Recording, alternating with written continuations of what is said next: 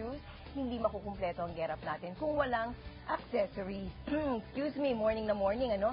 At dahil nga nasa makabagong panahon na tayo, hindi na lang tayong matatanda ang may karapatang mag-accessorize, ha? Aba, kung napapansin nyo, napaka-fashionable na rin ng mga kids ngayon.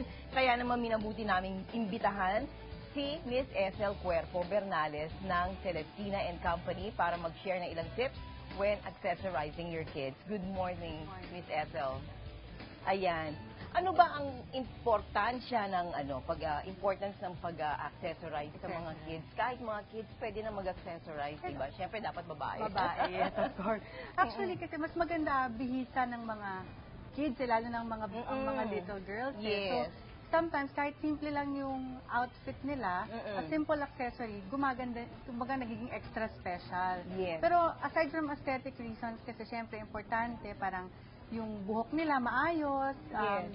tsaka wala yung bangs sa mata, ganyan. So, at the same time, maganda rin tingnan. Oo.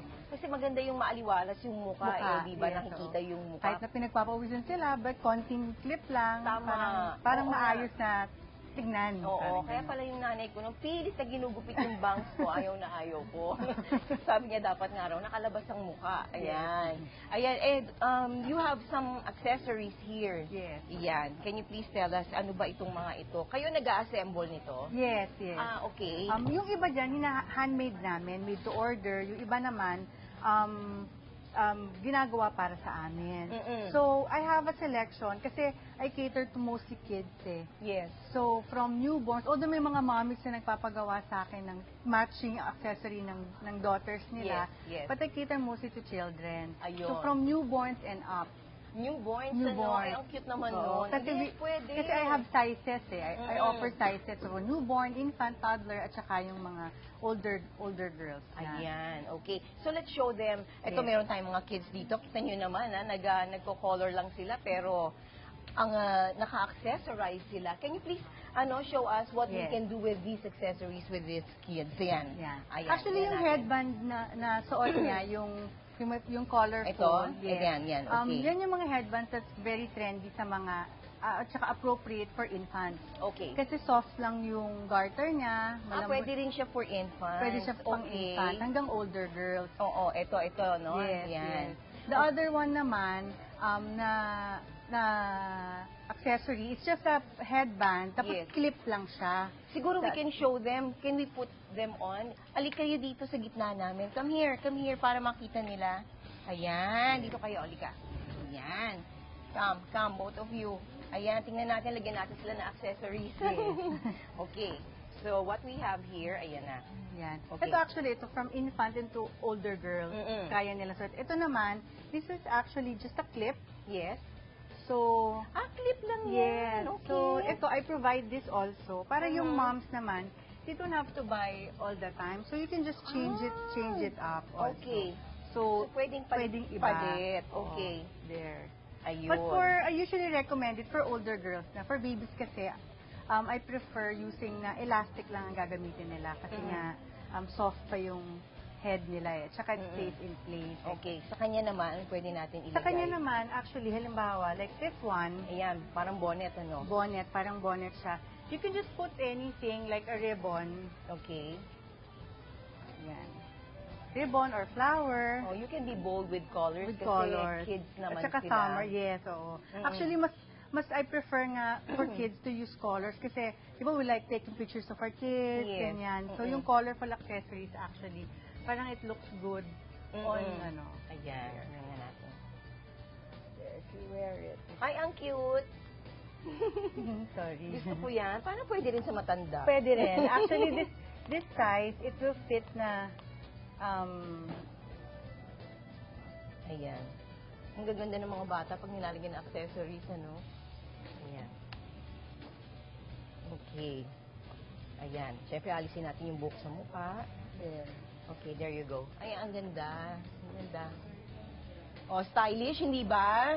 Oh, di ba? Tapos pwede siya palitan ng iba't ibang colors na lang. Colors, yes. Parang Okay. like this one. Pwede siya doblehin din. Pwede rin. Pwede rin, Minsan dalawang ano? ribbon. Isang dalawang ribbons, ano? di ba? Yes. Okay. Ayan. So, what do we have here? Ito mga clips ito. Ito Clips naman din siya. mga, what is this? Ito yung mga Headband. elastic yata. And then this one, I make sure na meron siyang felt backing for the younger babies kasi. For the babies. So, para hindi sila masaktan. Okay. How much does this go, yung mga ganito? Actually, I have like from 30 pesos and up. I have like the mura plain, lang. I have plain Okay. clips like this one are 60 pesos siya, handmade siya from gauze grain ribbon. Okay. And then to as much like this one for a set of this is 250. Okay. Kasama na yung beanie and the flower. But this one you can also buy separately. Okay. There, para Okay. So, meron ng interchangeable set, pero mas maganda yata yung separate para you can... You can just interchange. Oo. Yeah. Ayan. Ano pa ba ang bagay sa kanya? Ito, pwede sa kanya, ano? Ayan, sige, pagdaruan na natin yung mga bata. Pero magbigay muna kayo ng tips. Anong magandang tips for choosing accessories for your kids? Ayan. Actually, for me, I just I recommend yung sa parents. Sometimes I make sure I tell them that it's age appropriate. Oo. So kailangan kung you have to make sure na for newborns, wag yung ipipilit yung not meant for babies. And then for kids, at saka kasi fine yung hair nila eh. So actually, a ribbon, parang Ayan. like this. Lagay nga natin sa kanya. We have- Let's try. we Kunyari, have- kid siya. Ayan, for newborns ito. So, Actually, dapat for yun, younger- darker yun. For ano rin siya eh. Like my daughter, she's already 20 months. Oh, okay. You have a daughter na pala. Oh, that's what That's- made you do this? Yes. Because She's you have a Celestina. daughter. Yes. Okay. Yes, that's my daughter. Mhm. There. If you put, parang i-clip mo lang siya like that. As simple as that. Ay, ang cute naman. Ayan. And then Oh, I make diba? sure we have like a no slip grip sa Mhm. likod. Para kasi pag baby, fine hair pa, hindi Yes. nadudulas. Mm-mm. Like that. So I make sure age appropriate siya. Mhm. Tapos ako talaga, I really prefer colors eh. I choose Mhm. colors. And then, when I recommend accessories sa mga customers namin, I tell Mhm. them na you can choose colors na accessories na pwede niya gamitin from infant siya until older. Okay. I see here black. Can you really recommend black for kids? O depende sa ano niya? na Depende color? kasi because there are clothes now sa Mhm. infant that comes out na pink and black. Mhm. Ganyan. Actually, maraming mga Naglalaro na ako dito. Oo, gusto ko siya lagyan ng clip eh. Oo, tapos? So, pero ito, they can order it actually na magkakaiba ng color eh. Combination. Okay, okay. Pero some moms, they prefer also yung medyo mas, ng color. Oo, ayan. Parang nagandahan lang ako sa kulay niya. Ayan! O, di ba? Ang ganda-ganda ni Missy. Ayan. O, di ba? Thank you so much, Miss Ethel Puerco Bernales. So, you named your store after your daughter, kaya Celestina. Ang cute-cute naman. Ayan, ha. Mga home ideas yan naman sa ating mga ibabahagi sa aming pagbabalik, home ideas for you guys. So, don't go away. Ayan, ang cute naman nila.